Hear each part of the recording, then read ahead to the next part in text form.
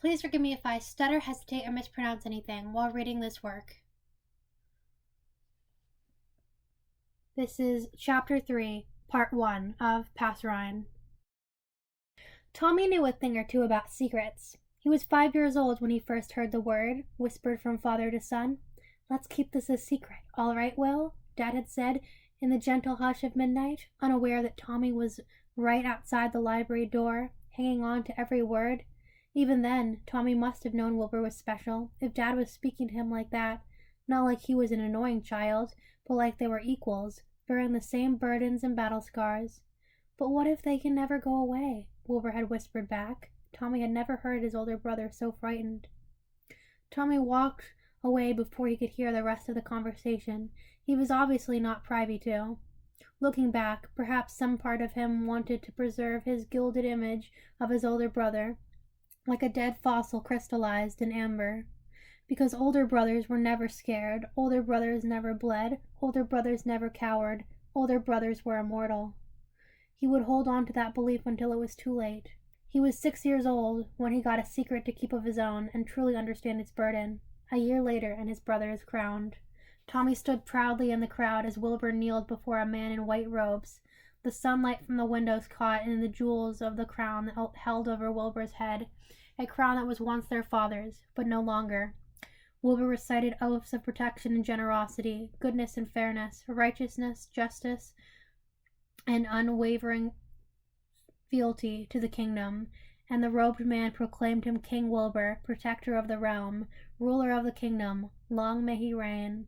Tommy had cheered the loudest, enough to shake the rafters above, and when Wilbur smiled, he knew it was just for him. 2 years later, on the cusp of his 10th birthday, Tommy asked Technoblade the same question he'd been asking since they met. "Will you train me?" And this time, Technoblade said yes. Time unfurled like the unbound parchment, rolling off onto the distance without Tommy's notice. They grew together, him and his king brother, taller and broader, stronger and smarter, more Wilbur for the latter, if Tommy were to be honest. Wilbur's duties took him from Tommy more often than not, but that was all right too, because Tommy had Techno. They would spar and talk until Techno was inevitably called back to the king's side, but by then Tommy was appeased. The days he was alone were the worst, but most indistinguishable in their monotonous quiet. On one of those days, he found himself drifting aimlessly through the castle. Halfway down a vaguely familiar hallway, he heard something that had been sorely missed since his mother's death: music. He followed the sound to a door that was slightly ajar. Tommy held his breath as he looked through the crack, and then lost his breath altogether when he found the source of the mournful melody. Wilbur, tiredness etched onto his slope of his shoulders and the skin under his eyes, strumming his guitar, cursing as he missed a note or two, but still continued, still playing, still soldiering on. And with him was Technoblade on a sweetly keening violin, his scarred hands moving gently over the strings, his bow arm moving fluidly through the air. Both of them had their eyes closed, so completely lost in their own music, and Tommy knew, deep in his gut, that this was a world he could never breach, and so he closed the door and retreated to his silence. At 15 years old, Tommy was the oldest he'd ever been, but he never felt so young. Wilbur's official chambers were not meant for those outside of his council, but Tommy had never been one for rules. The guards outside the cavern, the carved double doors, truly pretentious, in Tommy's correct opinion, merely sighed at the sight of Tommy coming down the hallway, and shuffled to the side to let him pass. "His Majesty has a lot of paperwork to do," the guard said, trying and failing to be stern. "If so, then His Majesty would certainly welcome my esteemed company," Tommy replied, giving the guard a grin and then a salute as he pushed his way into the king's offices. Beyond the door was a large, sparsely decorated room. There used to be paintings on the walls of past kings, their forefathers with gold hair and brilliant blue eyes, but the first thing Wilbur had done as king was taken them all down. Tommy remembered sitting on the floor of the offices, stirring up as Wilbur climbed a ladder, rolled his sleeves up to his elbow and began ripping the paintings from their hooks. There had been such violence in his movements, as if the task was the very bane of his existence. Once it was done, Wilbur stood at the center of his devastation, taking in his bare walls, and nodded once to himself, pleased. Tommy still didn't know if Wilbur ever noticed he was there, too. The only paintings on the walls were of the landscapes Mama used to make. Tommy's favorite was the one of the mountain range shrouded in blue mist, because he could see in the corner where Mama had given him the brush a few seconds, 3 errant brushstrokes, in an otherwise perfect painting that stood as a reminder that, once upon a time, Tommy had existed in the same universe as his mother. Bookshelves stood against one wall, with the other two set with floor-to-ceiling windows overlooking the gardens outside. At the center of all things was a desk and a king. Wilbur sat scribbling away at a rolled-up parchment. His crown lay discarded beside his inkpot and a cup of cold tea. "What are you doing?" Tommy asked, closing the door behind him.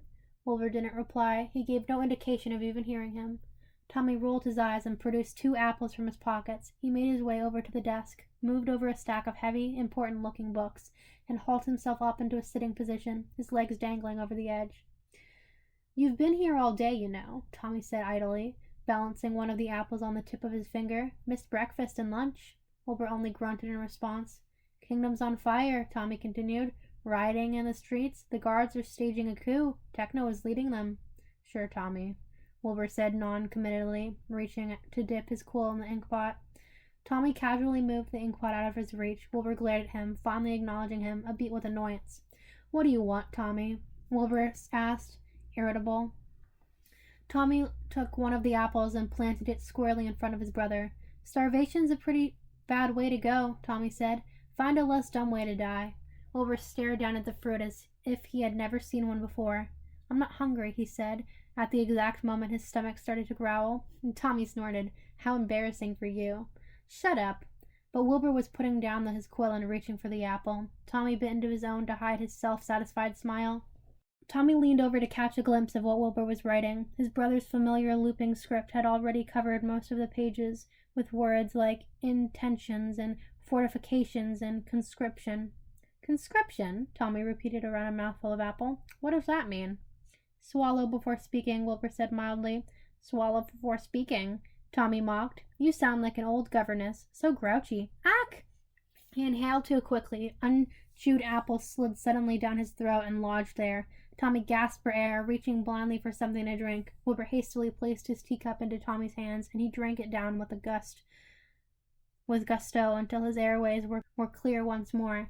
When he looked up at his brother through a blur of tears, Wilbur was desperately pursing his lips in a valiant fight to keep his laughter down. "You're a jerk," Tommy wheezed, "and your tea is garbage."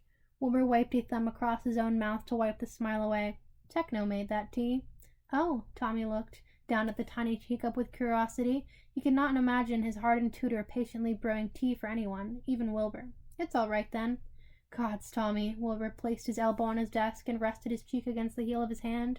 That look he gave Tommy was one of utmost affection, despite the obvious exhaustion etched in every inch of his face. "Will you ever grow out of your hero worship of him?" Tommy took another, considerably smaller bite of the apple. He chewed on the sweet pulp, thinking all the while of the pink-haired tutor they had taught him and Wilbur all they knew of survival, and not just through fighting.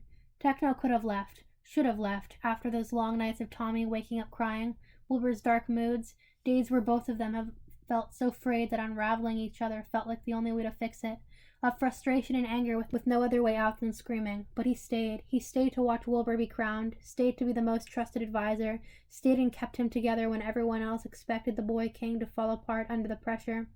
He stayed and marked Tommy's height on one of the statues in the training pavilion, despite his insistence that Tommy had not grown an inch.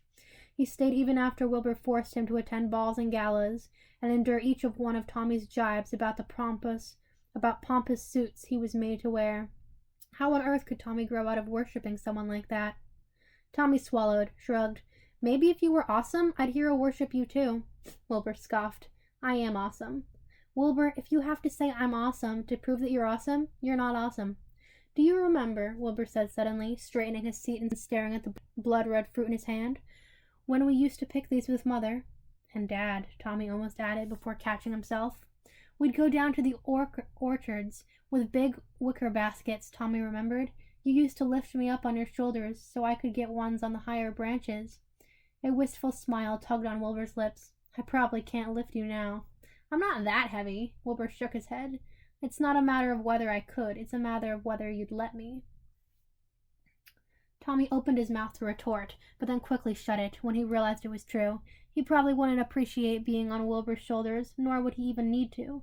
He'd hit his growth spurt sometime last year, incensing Techno greatly when it was clear Tommy would be taller than him if he kept up the pace. That meant he would soon be taller than Wilbur, too.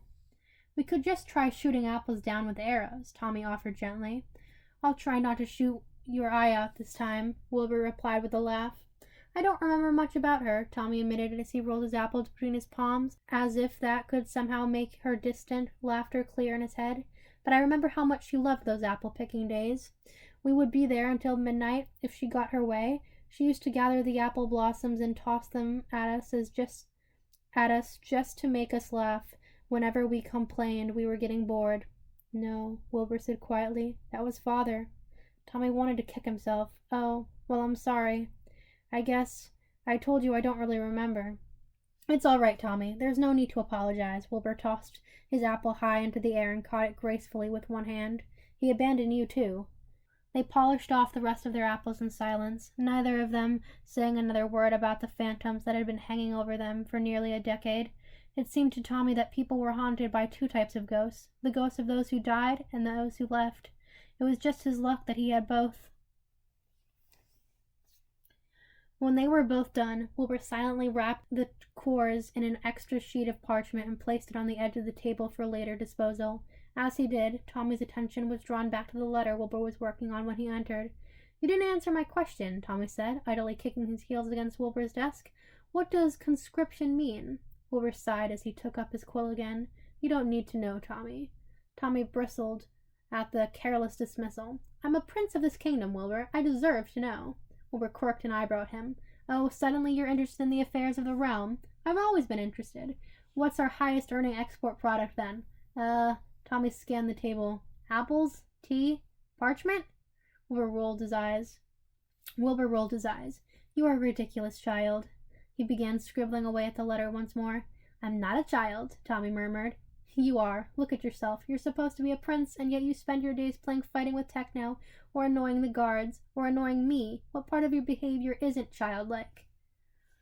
Wilbur's quill stopped in the middle of a sentence as his words settled over them. Tommy felt heat rise in his cheeks and hurriedly got to his feet before Wilbur could see, his gut churning at the insult, and the lingering taste of apple on his tongue turned rancid and bitter. Tommy, Wilbur called, but Tommy was already making his way towards the door. Tommy, wait. You're not the frickin' boss of me, Tommy spat without turning, lacing his words with venomous anger.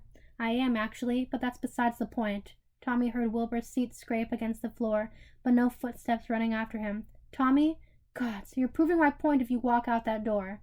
I don't care. Screw you. Wilbur, screw you. Tommy threw the doors open, startling the guard outside. He marched past the threshold, slapping at his cheeks as if that might somehow dissipate the shame gathered there. He shouldn't be this angry. All three of them, Techno, Wilbur, and Tommy himself, have said worse things in the past, to and about each other, but seldom did it ever sting like this. Perhaps because it came in the wake of their father's memory being conjured up between them, perhaps because it had been their first proper conversation in a week. Perhaps because Wilbur was right. Wilbur was always right. The door slammed shut behind him, echoing through the empty hallway. Come on, Tommy prayed. Run after me. But the door stayed closed, and that was answer enough.